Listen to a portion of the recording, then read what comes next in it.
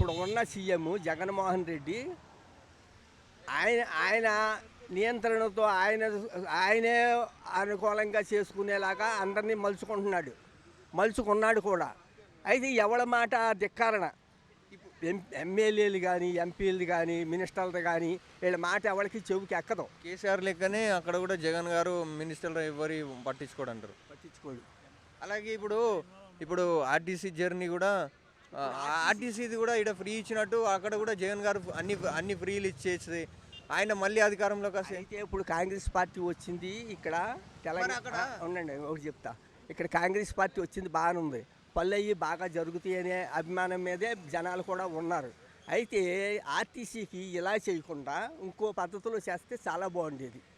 ఏంటనంటే బస్సులు కొద్దిగా ఎక్కువ వేసి ఆడోళ్ళకి ఇబ్బంది లేకుండా, వృద్ధాప్యోళ్ళకి ఇబ్బంది లేకుండా, వృద్ధాప్యోళ్ళకి ఫ్రీ నేను పెద్దోళ్ళనే, నాకు ఫ్రీ ప్యాసులు ఇవ్వాలి వృద్ధాప్యోళ్ళకి. అయితే బస్సు టిక్కెట్లు రేటు తగ్గించి పెడితే బాగుండేది.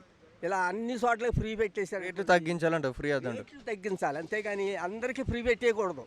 వృద్ధాప్యోళ్ళు పెట్టండి, వృద్ధాప్యోళ్ళు ఎప్పుడు వెళ్ళిపోరు, పని ఉంటే తప్ప వెళ్ళరు. ఇప్పుడు ఎన్ని కోట్లు లాస్ ఇది ఆర్టీసీ మీద. ఈ లాస్ అంతా ఏదైనానంటే రాష్ట్రానికి ఏంటంటే అప్పులు బాధ ఉండకూడదు, జనాలు బాగుండాలి. ప్రతి రాష్ట్రానికి అప్పులే. ఇప్పుడున్న రాష్ట్రాల్లో కల్లా అన్నిటిలో కల్లా ఆంధ్రప్రదేశ్ బాగా అప్పుల్లో ఉంది. అక్కడ సదుపాయం లేదు, రోడ్డు సదుపాయం లేదు, వ్యవసాయ సదుపాయం లేదు. విద్యా వ్యవస్థ బాగుంది అంటారు కదా. విద్యా వ్యవస్థ కూడా ఏమీ లేదండి, 10% 20% ఉంటే సరిపోయిందా. ఇండియాలో టాప్ 1 ఉంది ఇప్పుడు విద్యా వ్యవస్థ. ఇండియాలో టాప్ 1 ఉంది సార్ ఇప్పుడు విద్యా వ్యవస్థ. కావాలంటే గూగుల్ సెర్చ్ చేయండి, ఇప్పుడే సెర్చ్ చేస్తా. కాదంటారా చెప్పండి. చెప్పింది చెప్పండి, నేను చెప్పేది వినాలి వాళ్ళు, అంతేగా నువ్వు చెప్పింది నేను విన్నాం. మాట్లాడుకున్నాం మనం. ఏదైనా సరే 20% ఉంది విద్య, అయితే కానీ 70% లేదు. ఒకసారి గూగుల్ నమ్ముకున్నాం మనం, గూగుల్ అడుగుదాం ఒకసారి ఎవరిది ఎక్కువ ఉందో చూద్దాం. జగన్ ఎందుకు కాదంటారు. అక్కడ వ్యవసాయదారులకి సరైన సదుపాయం లేదు, నీటి సదుపాయం లేదు. పోలవరం ప్రాజెక్ట్ అన్నారు, ఎప్పటి నుంచి నడుస్తుంది అది, చంద్రబాబు నాయుడు కూడా చేయలేకపోయాడు. మరి ఇప్పుడు వాళ్ళు చేస్తారు, మళ్ళీ చంద్రబాబు చేస్తాడు. చంద్రబాబు నాయుడు గ్యారంటీగా చేస్తాడు. ఇంతకుముందు ఉన్నప్పుడు ఎందుకు చేయలేడు?